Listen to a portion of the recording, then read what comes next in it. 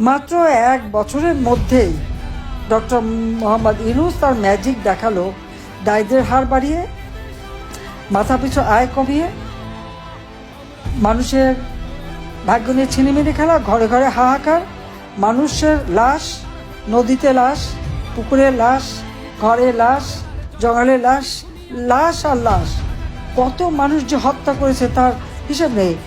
আজকে আওয়ামী লীগ, সংখ্যালঘু সম্প্রদায়, হিন্দু, বৌদ্ধ, খ্রিস্টান, কারো কোনো রেহাই নাই। মসজিদ, মন্দির, গির্জা, প্যাগোডা সব পোড়ানো, আর প্রত্যেক ঘরে ঘরে হামলা আর নারী নির্যাতন, এটা তো প্রতিনিয়ত চলছে।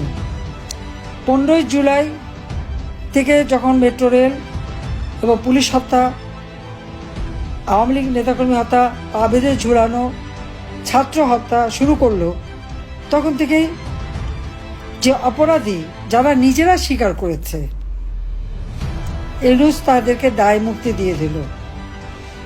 দায় মুক্তিটা কি? এনএমনিটি, অর্থাৎ এদের বিরুদ্ধে কোনো মামলা হবে না, এদের কোনো বিচার হবে না।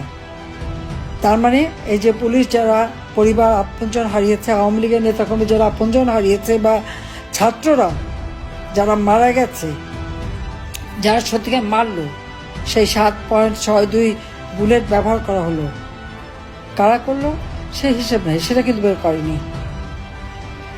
আমি যে জুডিশিয়াল এনকোয়ারি কমিটি করে দিয়েছিলাম, সেই কমিটিকে ইউনূস কাজ করতে দেয় নাই।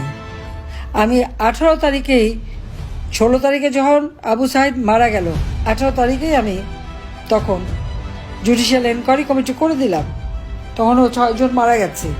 আমি তো লাস্ট চাইনি। লাস্ট যে ক্ষমতায় যাওয়া, এটা তো আমার নীতি না, কিন্তু ইউনূসের নীতি ছিল। আবার তারেক জিয়া লন্ডন থেকে বুদ্ধি দিয়েছিল লাশ ফেলার সরকার পড়ে যাবে, সেই জন্য লাশ ফেলার পরিকল্পনা তারা করেছিল। সেইভাবেই আবু সাইদকে হত্যা করা হয়েছে। হ্যাঁ, সেখানে দেখানো মানুষ সেন্টিমেন্টাল হয়েছিল, ঠিক।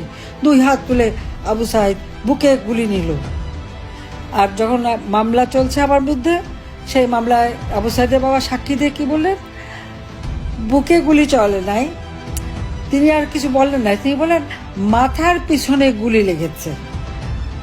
আপনি একবার চিন্তা করেন তো, সারা দেশের মানুষকে দেখানো হলো আবু সাইদ হাত তুলে বুকে গুলি নিয়ে মারা গেল। আর তার বাবা যে সাক্ষী দিল যে আবু সাইদের মাথার পিছনে গুলি, উনি যখন লাশ ধোয়াতে গেছেন গল গল করে রক্ত পড়ছে। আবার কোর্টের মধ্যে নাটক আর তামাশাটা কি, ওখানে একজন প্রসিকিউটর, সে আবার তাড়াতাড়ি, আবার হুইল চেয়ারে চলে, সে আবার তাড়াতাড়ি পাশে যে বলছে পিছনে না, পিছনে না, সামনে সামনে, বুকে বকে বলেন। তার বাবা বলছেন না, পিছনে গুলি, আমি নিজে দেখছি। কোনটা গ্রহণ করবেন? দেশবাসী, আন্তর্জাতিক সম্প্রদায়, যাদের কাছে আমার বিরুদ্ধে অপপ্রচার করে করে আওয়ামী লীগকে পৌঁছানোর চেষ্টা, আমাকে পৌঁছানো, আমার পরিবার সহ, কাকে বিশ্বাস করবেন? বাবাকে? হ্যাঁ, গুলি লেগেছিল কি? Rubber bullet. ওর শরীরটা পুরো রাবার বুলেটে ঝাঁঝা ছিল।